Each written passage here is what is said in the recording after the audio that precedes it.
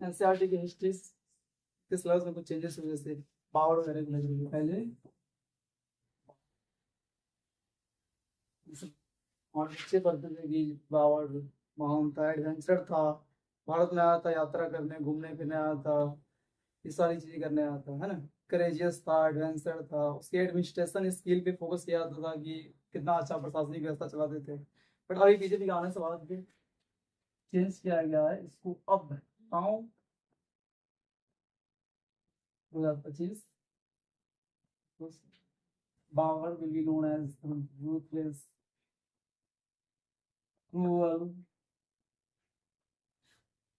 बावड़ को ये सारी चीजें सिखाया जाएगा। मैं बताऊंगा आगे इससे फायदा क्या होता है। पूरी की पूरी पीढ़ी हमारी जो है नपुंसक बन चुकी है। यही किताबें पढ़ करके जो जज बनते हैं, सीबीआई हो गया, जो एमपी सब है, एमएलए सब है, आप सुनते हो अक्सर कि ये कोई जज बोल रहा है कि राम सेतु लेकर के क्या करेगा, मंदिर बना के क्या करेगा, तो आपके दिमाग में आता होगा कि साला ये ऐसे बन कैसे जाता है, ये सोच कैसे आता है। मुझे पता है कि मंदिर से बीमारी ठीक नहीं होता है, कुछ नहीं होता, लेकिन ये हमारी पॉलिटिकल आइडेंटिटी बन चुकी है आजकल, है ना। सो ये सारे लोग वही साधते हैं। अगर टेक्स्ट बुक ऐसा नहीं है जो इंसान को मजबूत बनाता हो, टेक्स्ट बुक ऐसा नहीं है जो अपने पूर्वजों पे गर्व करना सिखाता हो, इसी तरह की पीढ़ी आ जाती है। सबको पता है सड़ा हुआ कानून व्यवस्था है, सड़ा हुआ सिस्टम है, पुलिसिंग जुडिशियरी सब सड़ा हुआ है, लेकिन सब कैरी किया जा रहा है क्योंकि इसकी हिम्मत में खोखला हो चुका होता है आदमी, पता है आपको। एनीवे, अकबर, जब पहले इसको कहा जाता था करेजियस, ये पहले करेजियस था, I don't know how, courageous तो था भाई, क्योंकि बाहर के देश आकर के भारत जितना बड़ा विशाल देश करके आकर के तलवार के दम पे पूरे देश को अपने मुट्ठी में कर लेना, करेजियस तो वाकई था। एनीवे, अकबर, अकबर के साथ भी चेंज किए गए, औरंगजेब,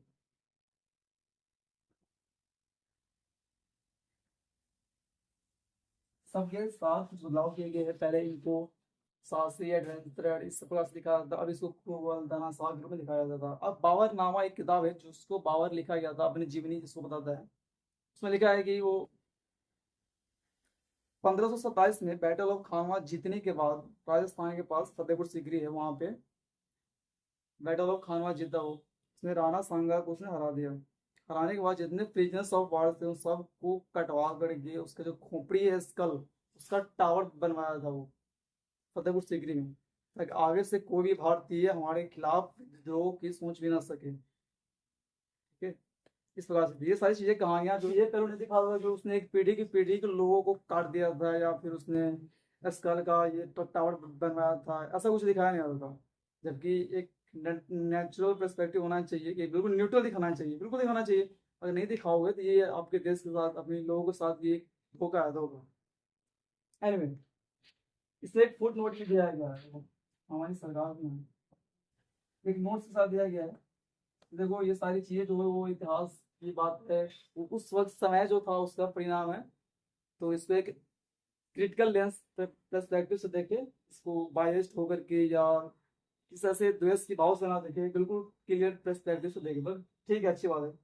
एनीवे, शिवाजी, यस, शिवाजी पहले मेंशन क्या होते थे। Anyway, just mean Shivaji, yes, पहले शिवाजी को पहले एनसीईआरटी बुक्स में ऐसे दिखाया जाता था जैसे ये एक लोकल लीडर है मराठा, लोकल लीडर है, कल्चरल लीडर है, कल्चर को प्रोटेक्ट करता है, कल्चरल लीडर, पीटीसी, ये सारी चीजें हाईलाइट किया जाता है। ये बायोग्राफी सोचे शिवाजी का जीवनी पढ़ रहे हैं, क्या सब पढ़ रहे हैं, एक लोकल मराठा नेता है, कल्चर लीडर है, दादी दादी सारी चीजें पढ़ रहे हैं। इनके जो गुरिल्ला वारफेयर है इसमें थोड़ा बहुत बता दिया जाता था।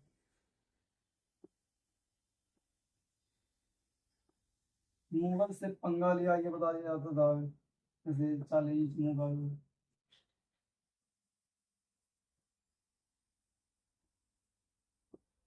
ये सारी चीजें पढ़ते थे आप शिवाजी के बारे में। क्या इतना काफी है क्या? हमें ये पता नहीं होना चाहिए कि उन्होंने क्या किया हमारे लिए, हमारे देश के लिए, हमारे धर्म के लिए, कैसे कैसे हम जिंदा बचे हुए, ये हमें पता नहीं होना चाहिए। अब क्या चेंजेस हुई है ना, अब आकर के उनके बारे में कुछ ऐड की गई, जैसे national icon,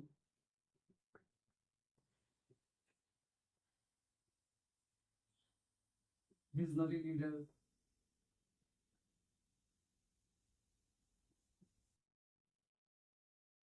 protected of Dharma,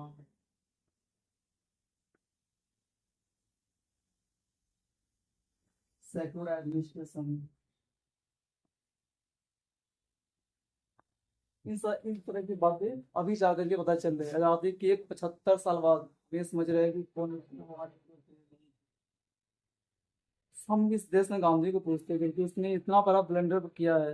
anyway जो भी है वो गांधी है, सब देश में उसको माना है, ठीक है हम भी मान रहे हैं anyway, तो लेकिन वो उतने बड़े पूजनीय नहीं है जितना कि ये लोग हैं। हम थोड़ा देर शासक लिखे हैं इस बात पे। अभी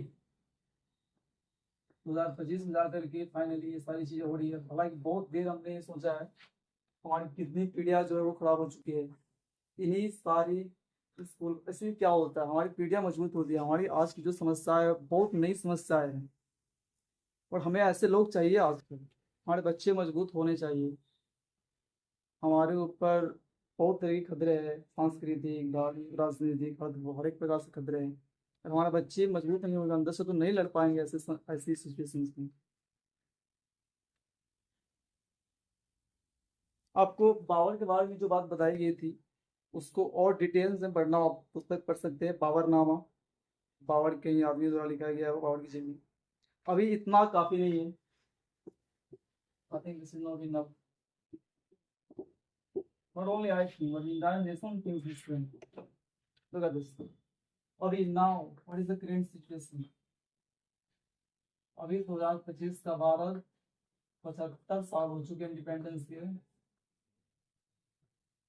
G20 का मीटिंग होस्ट कर चुके हैं एक बार, ओलंपिक्स में गोल्ड मेडल आ चुके हैं। अभी हमारे देश में 700 ऐसे टाउन्स है जिसका नाम, टाउन्स विलेज अथवा सोसाइटी किया जा सकता हो।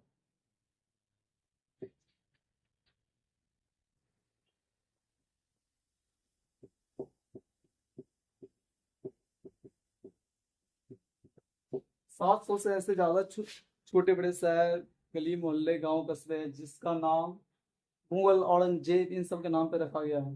हमारे यहाँ बिहार में जगह का नाम तुर्की, बख्तियारपुर है। बख्तियार खिलजी जिस नालंदा के सुधार को जला दिया था उसके पास में शहर है। अभी भी रेलवे स्टेशन बना दिया हमारी सरकार ने, बख्तियारपुर रेलवे स्टेशन। 251 शहर है वो है अकबर, अकबर के नाम पे। 177 औरंगजेब के नाम पे। 141 जहांगीर, 61 शाहजहां, 61 61 बाबर, 11 हुमायूं। ये सारी शहर है आज भी हमारे देश में, अब भी भारत में है ये सारी चीजें। बताओ, आप जाओ इजराइल में, आप कल्पना कर सकते हो वहां एक शहर का नाम होगा हिटलर, हिटलर के नाम से संबंधित कोई शहर, कोई टाउन, सिटी का नाम होगा? कल्पना भी नहीं कर सकते हो आप। ये चीजें भारत में चल रही है। 700 से ज्यादा शहर है जिसका नाम अकबर, बाबर, औरंगजेब, ये सारी चीजें जो भारत के दुश्मन थे, जिन्होंने भारत को चिथड़े चिथड़े उड़ा दिया अपने तलवार के दम पे, और आज हम इसके सर जाते हैं। दिल्ली में सड़क है, कौन कौन सड़क है? बाबर लेन है, पता नहीं कहाँ है, दिल्ली या मुंबई में, लेकिन भारत में है ये तो कंफर्म। बाबर लेन, ये सब कब चेंज होगा भैया? हुमायूं रोड है, Shahjahan road, Lodhi road, Tughlaq road.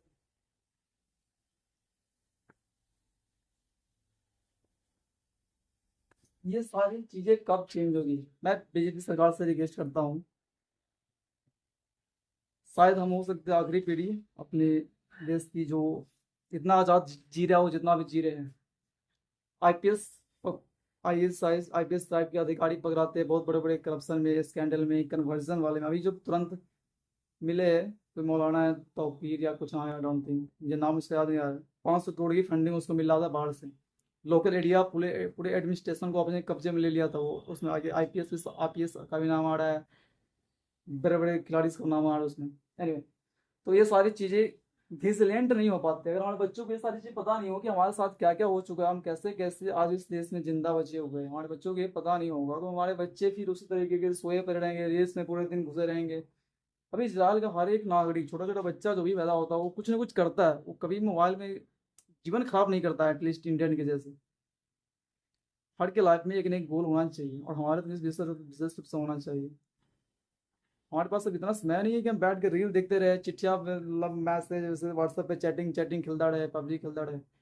हम घिरे हुए हैं दुश्मनों से, हम संघर्ष में हैं, हमारा देश संघर्ष में है, हमारा समाज संघर्ष में, हमारा धर्म संघर्ष में है, बाहरी अंदर हर तरीके से।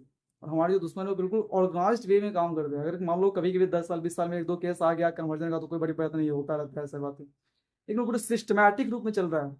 और जितना हमारे पास आ रहा है खुल करके, उससे कहीं ज़्यादा हो रहा है। ठीक है, किसी स्टेट में स्ट्रॉन्ग गवर्नेंस है, वहाँ वो रडार में आ जाता है, किसी जगह पर नहीं, वो नहीं आता है। हम पूरे देश से रिक्वेस्ट करते हैं, पूरे शासन से, अपनी सरकार से मांग करे कुछ चीज़ों की। मैं बताता हूँ।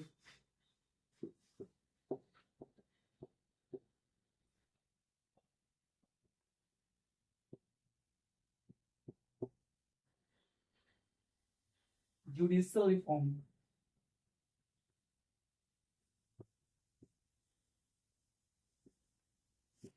जितना जल्दी हो सके भारत में जुडिशल रिफॉर्म किया जाना चाहिए। 5 करोड़ केसेस पेंडिंग है, हमारे पास टेक्नोलॉजी है, पूरे दुनिया भर के लोग टेक्नोलॉजी यूज करते हैं, ब्रेन मैपिंग, पॉलीग्राफ मैपिंग, क्या क्या, लेकिन हम यूज नहीं करते। पता नहीं क्या है, नियत में नहीं है, समझ में नहीं आता। शायद वो डिलीवरी नहीं करना चाहते हो जस्टिस लोगों को। वो एक प्रोफेशन है, उसको जीने का तरीका है। जज के सामने रेप का केस आ रहा है, वो जाएगा सुन करके, घर पे जा करके बर्थडे मनाएगा, बीवी बच्चों के साथ खेलेगा कूदेगा, वो फिर आएगा, फिर बैठेगा, कलम घसेगा, फिर जाएगा। उसकी हैबिट बन चुकी है, लेकिन लोग परेशान हो रहे हैं ना भैया। Judicial reform.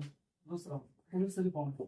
सर से रिक्वेस्ट कर रहा हूँ इस बातों को उठाए सोशल मीडिया पे। अगर आप नहीं उठा तो आज जो एनसीईआरटी में चेंज हुआ है, राम मंदिर का जो भी फैसला आया, वो क्यों आया? क्योंकि लोगों में वो बात पहुंच चुकी थी मासेज में। आप कुछ भी करते रह जाओ, कोर्ट के चक्कर काटते रह जाओ, सड़क पे बैठे रह जाओ, जब तक वो एक एक लोगों को पता नहीं चले, भीड़ को जब तक नहीं पता चलेगा, वो कुछ नहीं होने वाला है। राम मंदिर के बारे में पहले पुस्तक लिखी गई थी, वो कमेंट इंगेजिंग बढ़ता है, और वो चीज़ें जो है पहुंचती है एडमिनिस्ट्रेशन के फेस पे। ठीक है, तो आपको कुछ भी दिखे ऐसा पॉजिटिव जो देश के फेवर में हो, राष्ट्र के फेवर में हो, आप उसको बढ़ चढ़ करके शेयर किया गया सोशल मीडिया प्लेटफॉर्म्स, इससे इंगेजमेंट बढ़ती है, और वही चीज़ें हाईलाइट्स होती है, वही चीज़ दुनिया को भी दिखती है कि भारत में ये सारी चीज़ें चल रहा है। आप डरते हो, शर्माते हो, ले आते हो, अरे मैं तो इतना साफ सुथरा आदमी हूँ, मैं टीचर हूँ, मैं डॉक्टर हूँ, मैं वकील हूँ, मैं क्या इस तरह का पॉलिटिकल कंटेंट शेयर कर रहा हूँ? नहीं, आप कुछ भी हो प्रोफेशन में, प्रोफेशन अलग मैटर है। ठीक है, प्रोफेशनली आप कुछ भी हो, आप इन चीज़ों से कमी नहीं कर सकते हैं। आपके घर सुरक्षित रहेगा, परिवार सुरक्षित रहेगा, तभी आप प्रोफेशनली जाकर कुछ कर पाइएगा अपने ऑफिस में। इतना कुछ हो चुका है, अब तो जग जाओ, कितना सो गया। कहाँ से डिमांड कीजिए जुडिशल रिफॉर्म, पुलिस रिफॉर्म। तीसरा,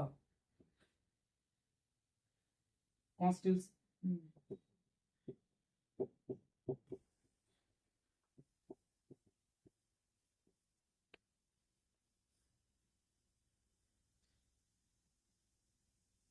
कॉन्स्टिट्यूशन रिव्यू कमेटी, कॉन्स्टिट्यूशन बनाई गई थी जिस जमाने में, जिस समय में, बहुत दिन हो चुका। मुझे कहीं से इसका, जाहिर सी बात है, कॉन्स्टिट्यूशन है तो थोड़ा बहुत तो इज्जत रखा ही गया है, लेकिन एक इफेक्टिव नहीं हो रहा है। समझ रहे हो? इफेक्टिव करने से मतलब है कि कुछ भी करने के बाद, कोई भी काम करने के बाद लोगों में डर ही नहीं रहता है। एक मर्डर करके आता है, घूमना होता है, वो सोचता रहता है एक और मर्डर करने के लिए तैयार, उतावला रहता है, बल्कि वो। मेरे गांव में 4-5 मर्डर ऐसे घूम रहा हुआ, 2-4 महीने गैप जरूर रहता है, या तो भाग गया रहता है या जेल में रहता है। 2-4 महीने, ज़्यादा से ज़्यादा 6 महीने में वो वापस घर पे आ जाता है वो। अब उसने एक वकील को दे दिया है पैसे, ये ले बेटा इतना पैसा तेरा, 1 लाख 2 लाख, तुम इस केस को 2 साल खींच, 10 साल खींच, 50 साल खींच, आई डोंट नो। कभी कभी जाकर को 1-2 बार हाजिर हुआ है कोर्ट में। ये नहीं चलेगा यार, एक कॉन्स्टिट्यूशनल रिव्यू जरूरी है। कौन कौन से ऐसे कानून है, आर्टिकल है, जिसको अपडेट करने की जरूरत है, जो अब भी नया नया क्राइम, जो क्राइम की जो नेचर आ रहा है उसके हिसाब से ब्रूटल पनिशमेंट जो इम्प्लीमेंट किया जा सकती है, इस तरह की चीज़ें जब ये मैं सरकार से अनुरोध करता हूँ, विनती करता हूँ, रिक्वेस्ट करता हूँ, जाहिर सी बात आम आदमी हूँ, ये विनती ही कर सकता हूँ, कुछ जबरदस्ती तो नहीं कर सकते अभी। ये सारी चीजें रातों रात, हाँ, एजुकेशन,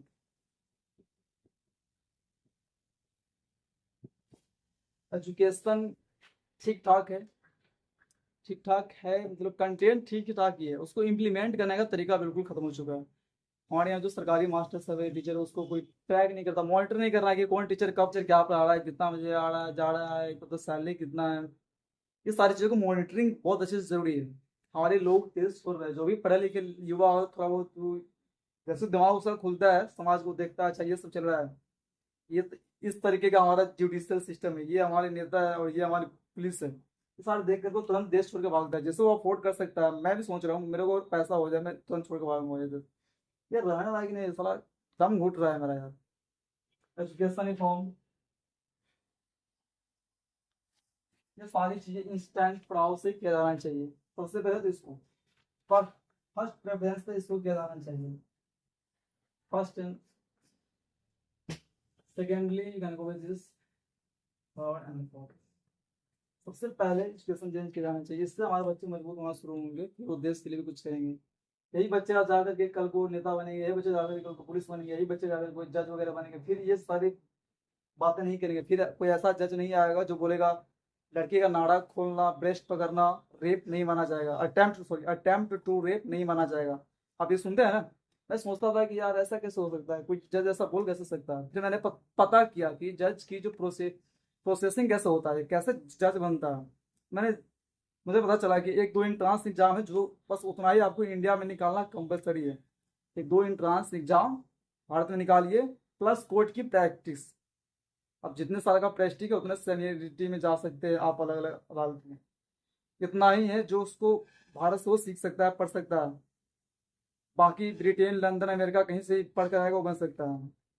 इसमें प्रॉब्लम कहाँ पर है? प्रॉब्लम ये है कि कंपलसरी होना चाहिए हर एक जज के लिए, भारत के हर एक स्टेट्स में कोर्ट में जो केसेस पेंडिंग है, रेप, मर्डर इत्यादि को, उसके फैमिली वाले के साथ इंगेजमेंट करवाया जाए। मतलब वहां पर बैठा करके उसके समाज में क्या चल रहा है, कैसे भारतीय समाज में क्रिमिनल पलता है, उसके दिमाग में क्या चलता है, खोपड़ी में क्या चलता है, सारी चीजें पढ़ाया नहीं जाता, ट्रेनिंग का हिस्सा नहीं है, सब जज का हिस्सा नहीं है ट्रेनिंग का। जब मैं इस तरह की वाकया सुनता हूँ तो मैंने पता किया कि जज सब आखिर बनता कैसे है। तो एंट्रांस निकाल लिया, बाहर से पढ़ कर आया, उसकी डिग्री की वजह से तो हो जाता है। प्रेस्टिक चाहिए था आर्मी कोर्ट में। अब प्रेस्टिक क्या है, पैसे कमाने के लिए रट्टाबाजी इत्यादि के तक खेल चलता रहता है। ये सारी चीजें तुरंत से तुरंत भारत में होना चाहिए। एनीवे, मैं मिलता हूँ आपसे फिर कभी। Thank you, bye.